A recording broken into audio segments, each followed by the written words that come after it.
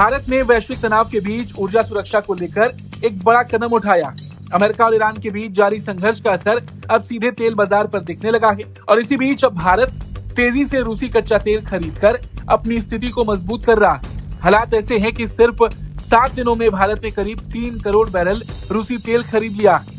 दरअसल straight of Hormuz में बढ़ते खतरे की वजह से मध्य पूर्व से तेल लेना भी अपने आप में एक चुनौती बन गई है कि भारत की गवर्नमेंट झुकी नहीं है।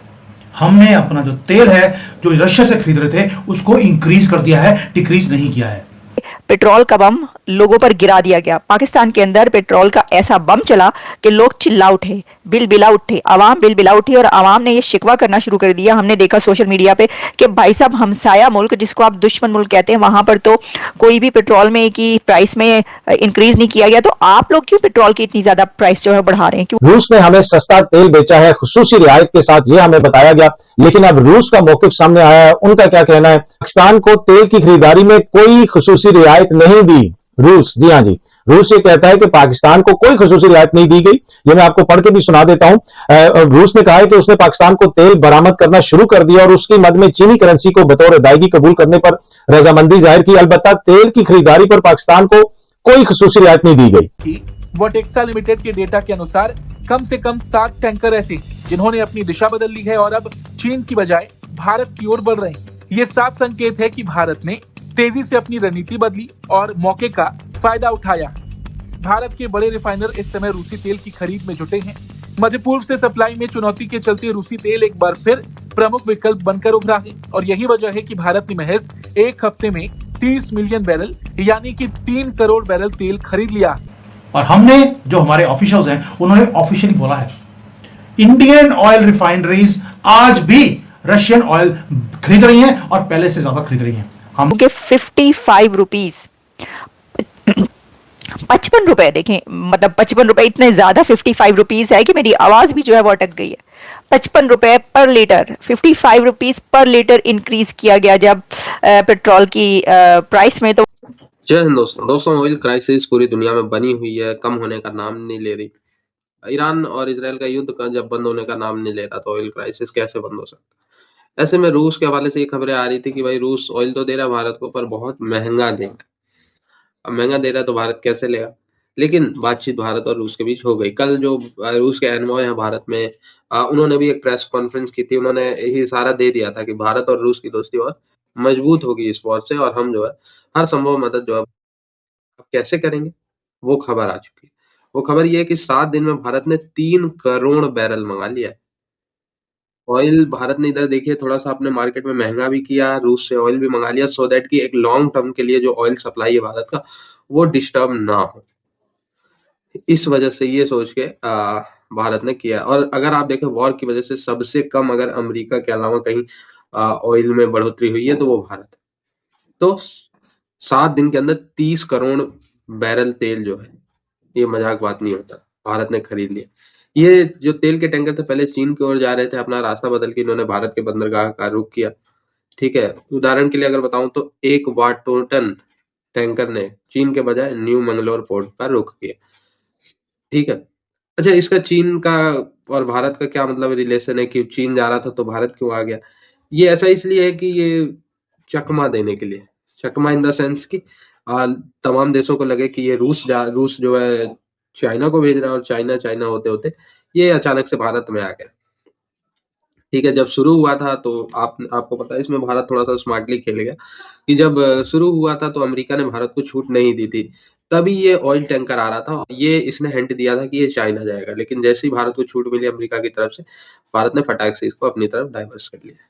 अमेरिका ईरान तनाव ने वैश्विक तेल सप्लाई चेन को झटका दिया है, लेकिन भारत ने भी इस हालात को अपने पक्ष में मोड़ने की कोशिश की है। सस्ते रूसी तेल की तेज खरीद के जरिए भारत न सिर्फ अपनी ऊर्जा जरूरतों को सुरक्षित कर रहा है बल्कि वैश्विक तेल बाजार में अपनी पकड़ भी मजबूत करता नजर आ रहा है। आने वाले दिनों में अगर मध्य पूर्व में तनाव और बढ़ता है तो भारत की ये रणनीति और अहम साबित हो सकती है। कि पाकिस्तान के वज़ीर आज़म शहबाज शरीफ ने 11 जून को ऐलान किया था कि रूस से पहला रियायती खाम तेल कार्गो कराची की बंदरगाह पर लंगर अंदाज हो गया है। शहबाज शरीफ ने तेल की आमद को इस्लामाबाद और मॉस्को के दरमियान नए ताल्लुकात के आगाज करार दिया था।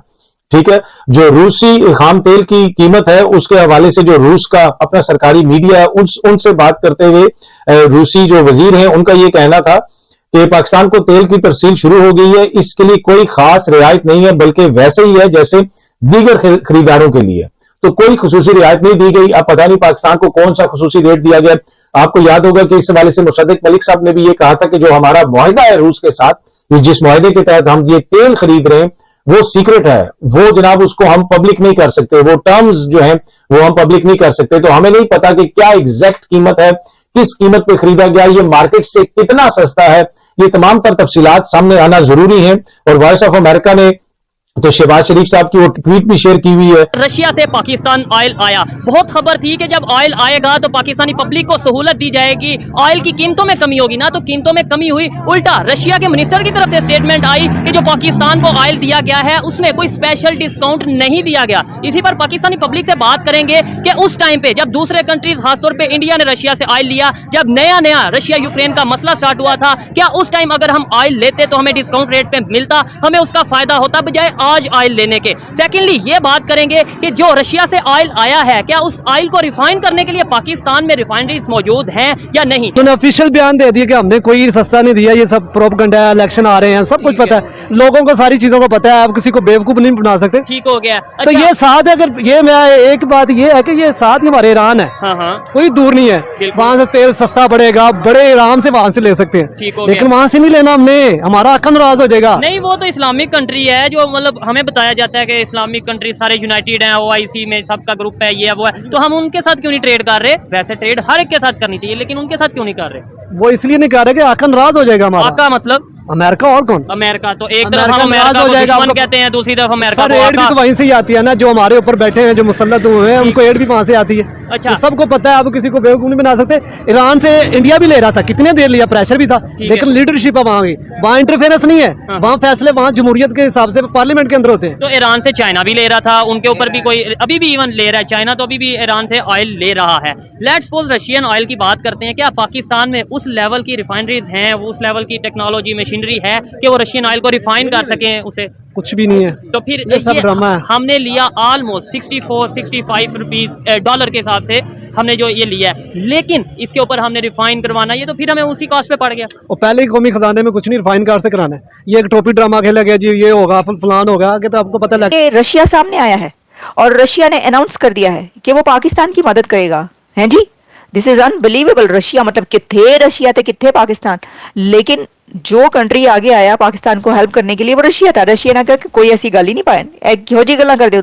इंडिया में हमने तेल दे दे के वहां पे दरिया बहा दिए तेल के, हमने समंदर के समंदर दे दिए इंडिया को तेल के, तो थानू भी थोड़ा जिहा दे ही देने, तुसी उन्हां दे हमसाए, चलो इंडिया के हमसाए होने के नाते, क्योंकि इंडिया हमारा एक बहुत ही, रशिया जाहिर है कि रशिया और इंडिया के तो जो ख्यालात और बातें और नज़रियात और ताल्लुकात हैं वो तो दुनिया के जो हैं वो चंद ऐसे कंट्रीज़ हैं जिनके हमेशा से हैं इतने क्लोज रिलेशंस, तो भाई भाई दोनों रशिया और, तो उसने कहा चलो कोई बात नहीं, इंडिया के साथ ही जो कंट्री है साथ होने के नेबर होने के नाते हम आपको दे देते हैं।